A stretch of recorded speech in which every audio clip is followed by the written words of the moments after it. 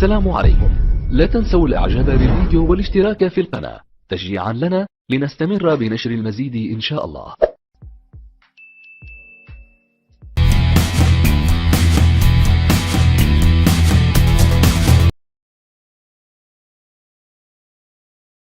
Across our planet, right? We see the differences between them, and it tries to explain whether there was a common origin of all of these things. But what is the underlying ideology behind it? That it is done, or it happened through a mechanism totally undirected, in a process of randomness in which there is no intelligence involved who directs it.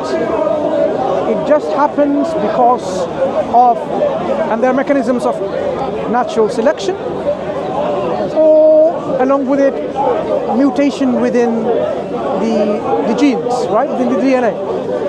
That gives rise to a new life form, and eventually, they become adapted to the environment.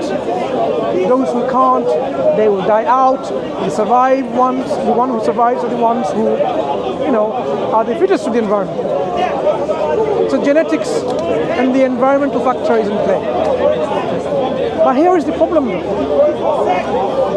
Undirected things like this, just because, it started with, we're not just talking about the problem of abiogenesis in the very beginning of life forms. How you had life from matter in the very beginning. I'm only talking about, now, say you have the first living entity.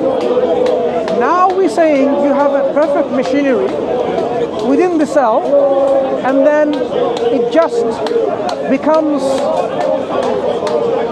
in a way, to reproduce something like it or something even better, depending on how things are mutated. Yeah? So you have a single cellular organism eventually becoming multicellular, or something that is very simple, you can't say simple, but something that is not as complex as a human being, but that's how it gives rise to eventually, by this total process where there's no intelligence involved. Is that believable? From my perspective, I don't see that there is no intelligence. I can imagine there is an intelligence from which everything it begins. For example, created a mechanism of evolution from. So it can make sense for me. Okay. That there is the creator which created the world. So you believe in what we call theistic evolution? Yes, I would say yes. Yeah? We can call it like this. Yeah. So you believe God is the one who's directing this process to happen? Yeah. Okay. So how does that tally with the narrative that the evolutionists are saying? Because they are saying evolution is a process governed by these mechanisms. So you are coming up with some alternative theories. Why do you even entertain that? So maybe it's just my interpretation of I am trying to connect science and theism. Okay, so you're saying you're trying to reconcile, excuse me, I'm listening to you by the way, you're trying to reconcile what we called the evolutionary paradigm that has already been accepted by people, and you want to see how you can then take that on board and see whether you can have both evolution and both theism or your belief both together. So you're trying to reconcile them, making it compatible, isn't it? You're trying to... I'm not saying this is true. I'm mostly asking questions what is wrong with this interpretation? Okay, so this is where, Muslims, we can say fine, we can discuss that and we can see, is there a scope for this reconciliation or compatibility? Is there a scope? Does Islam allow, for example, room for the understanding where there can be this natural processes governed by Allah's laws, governed by Allah's laws, that's how He is creating them, not instantaneous creation, but He creates them in these processes, right? And then eventually human beings comes along. So you have what we call, either you believe, no, that's not the case, total creationism, Allah placed every creation at specific time point, maybe instantaneously, or there's some kind of exceptionalism. There may be human exceptionalism, or Adamic exceptionalism, or no exception. No exception camp would be something like everything came through evolutionary processes, including Adam and Eve, meaning they would have, within this paradigm, parents and foreparents, when there's no exception. Of course, in Islam, through the Islamic text, this is an absolute no-no. This will be totally unacceptable, because there are clear evidence from the Quran and the Sunnah that Adam alayhi salam or Eve, they were not someone who had parents. So you have to totally disregard or reject this kind of scope of interpretation of evolution. Okay? So how do you then explain the similarities of so-called hominids, human-like beings living contemporaneously or before human beings, or before what we consider Adam and Islam? This is where some Muslims will try to say, okay, fine, let's see whether we have a scope of reconciliation. Maybe we have this, what we call Adamic exceptionalism. I'm not giving my view yet in this here, I'm just showing you what's out there, in which you have Adam alayhi salam was miraculously inserted within a particular time frame.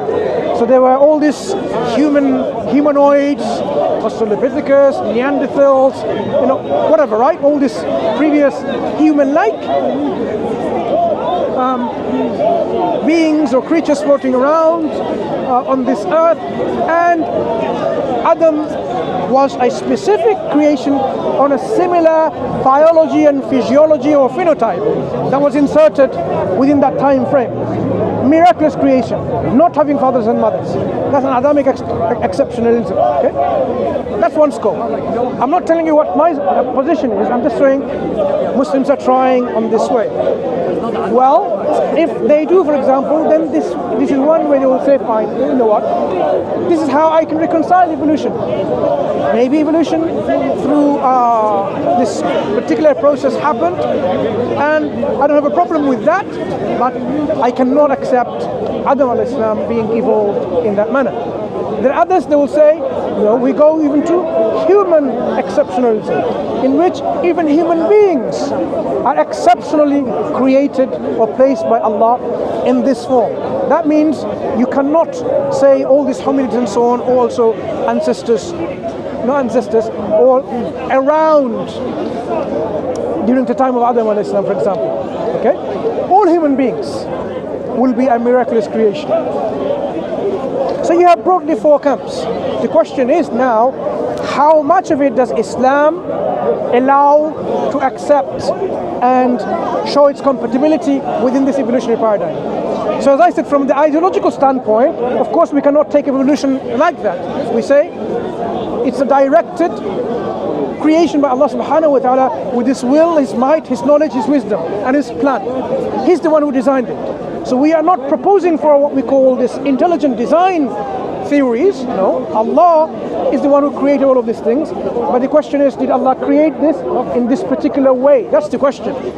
And people are trying to reconcile the existence of the similarities within, either in the homology, in how you see, similar kind of structures to do the similar kind of function, whether there's some kind of, evidence pointing towards that, yes, there seems to be an evolution because of a fossil record, because there seems to be a complexity as you go along time, okay, without actually having any evidence of connectivity that one came right from the other.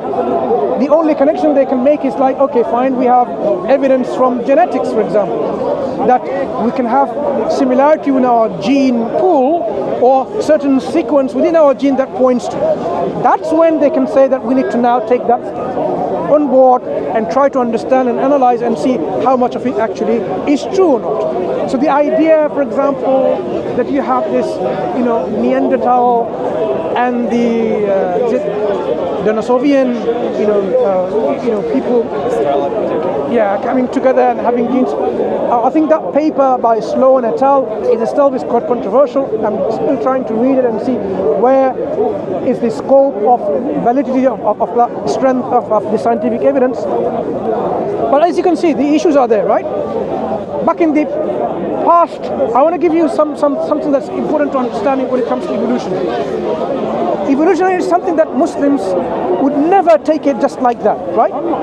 As you said, you would say we might consider it, but only we consider that this is already a plan of Allah subhanahu wa ta'ala, our creator, to create it like this. Do you remember? Because of this evolutionary paradigm, what happened in the earlier centuries, they had this belief that even human beings today, at that time, in the 18th century, they were evolving. They had human zoos. They would exhibit people from certain parts of Africa or even Australian Aborigines, and they will exhibit in France, in Brussels and so on. So this is an exhibit of how people are still not so developed, right? They would feed them like animals. If you type in on the internet history of human zoos, and you'll find many of these examples. What's his name? Is it Otabenga? I can't remember his name now again. Is it Otabenga, this particular individual? I mean, he was put in a cage with chimpanzees as an exhibit, like how, this is like a missing link. That's what they're trying to do. The white man was trying to show how the black people in Africa, in Australia, and Aborigines and others, right? The Native Americans, probably they were the missing links, and they exhibited them in the zoos. Talking about, these people are, the champions of human rights and human equality, but look at their history. They were trying to establish and justify their views. So we had these things that are happening. People from Australia, the Australian Aborigines, they were kidnapped. Children were kidnapped. And they were brought to British and American museums to see whether they, in fact, to analyze them, whether they were the missing link. The Australian Prime Minister, recently had to apologize for those lost generation. Yeah, and the American Parliament or the representatives, or whatever the form of the body is, they had to also compensate about $25,000 or $50,000 each for each individual, which they did forced sterilization. They even sterilized people because they were considered to be like, come on, you're not even worthy to be saved because you're not on the human ladder of progress. So in Virginia, instead of Virginia, people were forced to be sterilized. Certain group of people. Hitler, what did he do? And the Nazis, what did they do? They had this concept of eugenics. That these Jewish people, come on, they can be got rid of because they're not on the ladder of human progress and civilization. That was exactly what led by this evolutionary paradigm. People believed in evolution and they tried to justify this by looking at people all around them. So we cannot forget this baggage of what evolution means, and we cannot just simply then say, let's reconcile evolution, because evolution is just a means of how people develop and so on and so forth. We always have to take that into account. So when Muslims reconcile or try to make compatibility of Islam and evolution, our scope needs to be understood. Is it acceptable or not? So we recently had a program on Dawah-wise. Those of you who are watching not on Dawah-wise channel, we have our own platform, me and Hashim, called Dawah-wise, and this is the icon. Okay, please subscribe and watch our conversation on Dawah-wise, yeah, and watch that program. We had part 1 where we discussed a particular theory about how it can be reconciled or not, and we have part 2 this Wednesday coming, inshallah, in which this Dr. Shoaib Malik will try to present his evidence and answer the objections. Okay. But that is one particular view that we are presenting, and we will, of course, in the future analyze the strengths and weaknesses of this view. Muslims are more than welcome to look at it, analyze it, and see how much of it is acceptable or not. So we are asking these questions.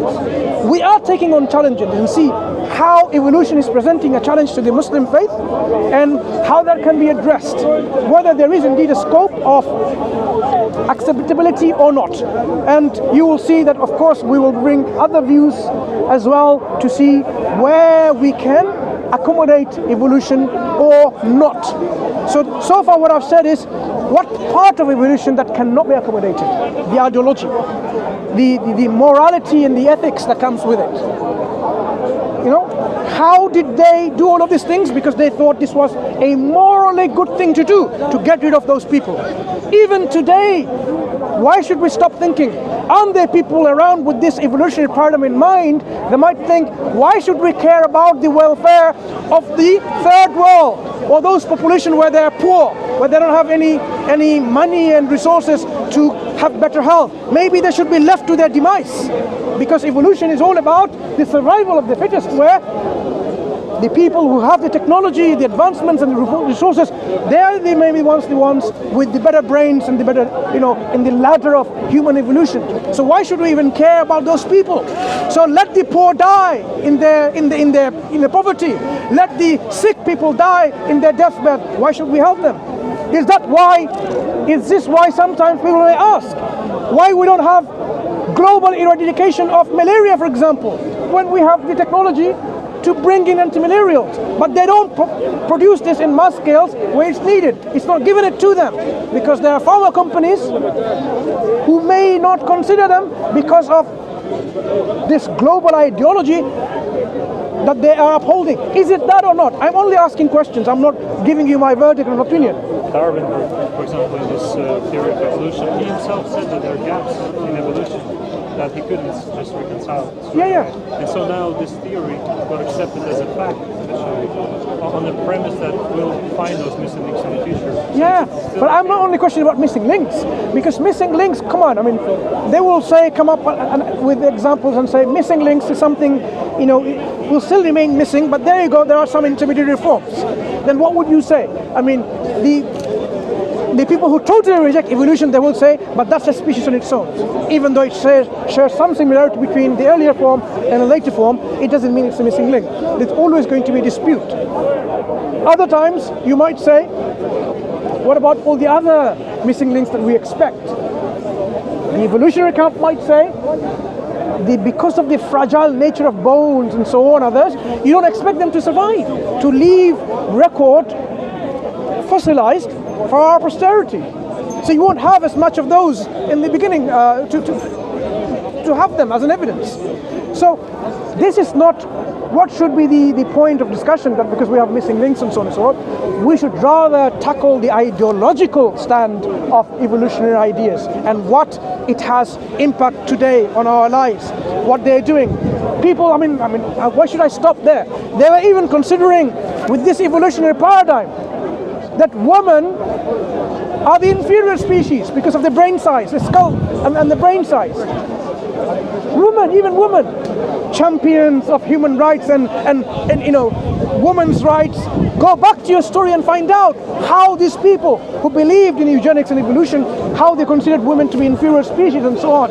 They were not even worth considering them your same equal counterpart. Even women, within human being, human species. So evolution itself has this very dangerous ideological standpoint on morality, on how it considers other human beings, other races as well. Eugenics wasn't something just like something what we called utopic, fictional thing. It was real.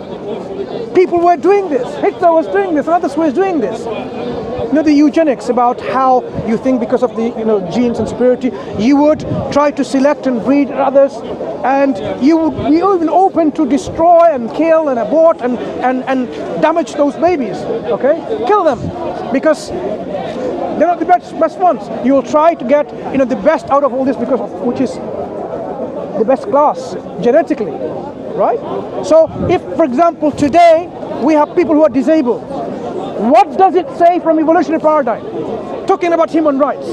Disabled people, what is his stance from evolutionary paradigm? They should be left to die. They are the ones which are not fit for the environment because the nature has made them weak as species.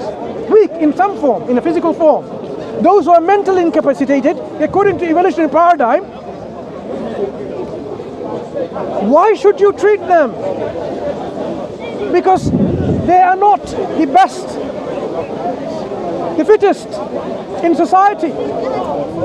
So no wonder you will find those people who have these views, they might not today tell you about it because they have adopted equality and human rights and so on and so forth, but underlying principle, they would never disagree that there is continuous evolution even within human species because evolution hasn't stopped. Because that's the whole process is. Evolution is a process in which there's always going to be this development, this change, even within human species. That means there will be layers of human species in human culture and societies. Some of them are better, some of them are superior. Others are inferior. So you can never look at people equally in this light of evolutionary paradigm. Okay? That's talking about evolution as a paradigm ideologically. Scientifically, Muslims have a challenge. How do we account for the so-called human-like creatures, Neanderthals, Australopithecus, Homo erectus, Homo habilis, and various others? Is there a genetic link? Was there intermarriage between them? And so on. So this is the scope that we have to ask. How much does Islam, Quran, or the Sunnah, the prophetic tradition, allows us to take this on board or not? Are there Quranic ayat which restricts taking the position that even human beings cannot be, what I meant to say is like even human beings has to be excluded from the evolutionary paradigm only, or those other creatures that also are human being or not? Okay, how do we account for them? Does the Quran say humanity or insan and bashar is from Adam alayhi salam, or insan, the word insan or bashar, that some scholars trying to talk about like shahrur or another thing, maybe bashar refers to these hominoids or hominids, and insan is a particular, subset of the bashar in which Adam alayhi salam is. Does that allow that interpretation? I mean, I'm not going to give you the answer now to you. I want this discussion to continue. I want people to understand that yes, we are taking this on board. So next Wednesday, inshallah, we'll talk about something of this, and we will, bring this as a challenge, God willing, to our panel member, esteemed panel member, who's going to talk about this, and on our channel in Dawah Wise, and we will open up this discussion to continue, and we'll see whether we can have alternative viewpoints too, in which Muslims can then have a solid stance in terms of taking what is the position Muslims should take in terms of evolution and Islamic faith. Do we have the scope to reconcile it, or do we not have? Because you will find there are differences of opinion already, but we need to know what these are, and we need to be well informed of this, because our youth are facing this challenge. They're going to school, colleges, universities, and they're learning about this. How do we equip our youth with resources, tools, knowledge, and foundation to answer these questions? And this will be, inshallah, a project, as we were saying, it's already happened from last week, to empower our Muslims to answer this question in a way that gives them confidence that yes, as a Muslim, I can have that stance. Whether I totally reject it or accept some of it or whatever, they will have this confidence and the certainty and not have this doubts remaining as a Muslim.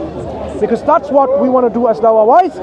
this YouTube channel, in which inshallah will pave the way so that Muslims don't fall into the trap of saying Islam doesn't provide a solution to it. It may be that our scholars, our theologians, our Islamic Muslim academics have not really come up to this challenge of explaining to you in public and so on and so forth, because they didn't consider it something that needs explaining, or maybe they didn't feel the need at that point. But now we see that it is important, something that needs to be addressed. Okay, so people need to take that as a matter of research for their own ideological or own personal stance in terms of evolution. Okay, you can have a stance in which you can be fully creationist, but you cannot have a stance where you say everything, including human beings and Adam alayhi salam, is a product of evolution. So I'm giving you two spectrums. One, you can reject total evolutionary paradigm because of the way it is, and you explain the scientific challenges that are there. And the other one, you can't as a Muslim. So within this two spectrum, where do you take your position is what inshallah we are going to learn in the few weeks to come. And we are addressing this, as we are saying, in Dawah Wise YouTube channel. You're more than welcome to tune in this Wednesday. Dawah Wise, that's where you should be finding that discussion happening, inshallah. Does that answer your question? Okay, I'm not giving you my stance, but I've given you certain points to really understand, where the challenges are for a Muslim, and why Muslims shouldn't even be scared to talk about, and why Muslims shouldn't even be doubtful in their faith because of this evolution coming along. Why should it even rock the faith of a Muslim just because we have all those things? As you said, Allah could have created it like that. And if you explain the existence of other human-like creatures within this paradigm, there you go. These are the creation of Allah subhanahu wa ta'ala, and Adam alayhi salam is a specific creation. The various ways, as I said, but the question is, do you have the resources and tools to have that position with you, is what we want to empower you with. Thank you very much. Thank you so much. Barakallahu feek. And let's leave the discussion here, inshallah. Okay.